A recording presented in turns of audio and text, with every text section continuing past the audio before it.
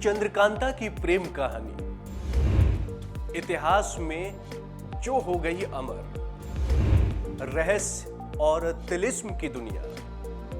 आजाद हिंदुस्तान के पीछे ऐसी कई महिलाओं का हाथ रहा है जिन्होंने हिंदुस्तान को आजादी दिलाने के लिए अपना पूर्ण योगदान दिया।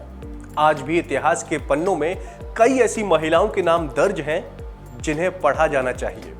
हालांकि भारत की आजादी से पहले कई ऐसे वंशज रहे जिनकी अपनी अलग कहानी और संघर्ष रहा है।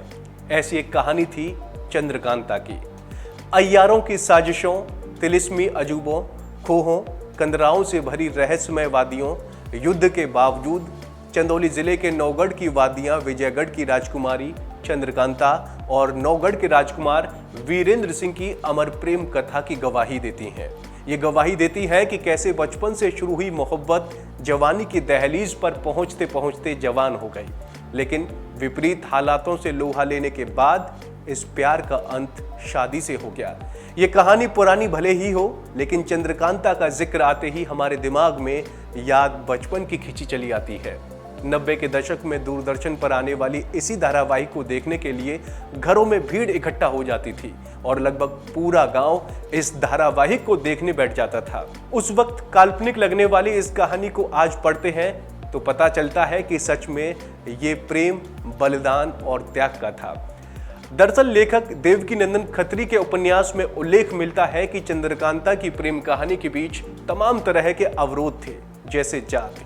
यह भी कहा जाता है कि उनकी कहानी में सबसे बड़ी रुकावट दो परिवारों की दुश्मनी थी।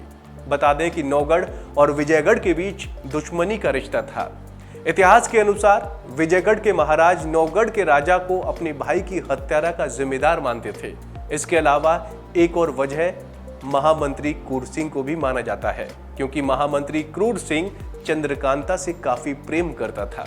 शुरुआत उस शहजादी से करते हैं जिसके इर्द गिर्द पूरी कहानी घूमती है। तो चंद्रकांता विजयगढ़ की राजकुमारी है, बेहद सुंदर, जिसे एक पल कोई देख ले तो बस देखता ही रहे। लेकिन वो नौगढ़ के राजकुमार वीरेंद्र सिंह से मोहब्बत करती है। लेकिन दोनों के प्रेम में समस्या थी, वो थी नौगढ़ और विजयगढ़ में कट्टर दुश्मनी। इसी के चलते उसके पिता महाराज जयसिंह कभी भी राजी नहीं हुए। इस खानदानी दुश्मनी से अच्छी तरह वाकिफ होने के बावजूद चंद्रकांता खुद को रोक नहीं पाती और इश्क के दरिया में उतर जाती है। आग दोनों तरफ लगी थी। चंद्रकांता के प्रेम ने राजकुमार को इतना पागल कर दिया कि वो रिस्क उठाकर उसके राज्य ही जा पहुंचा।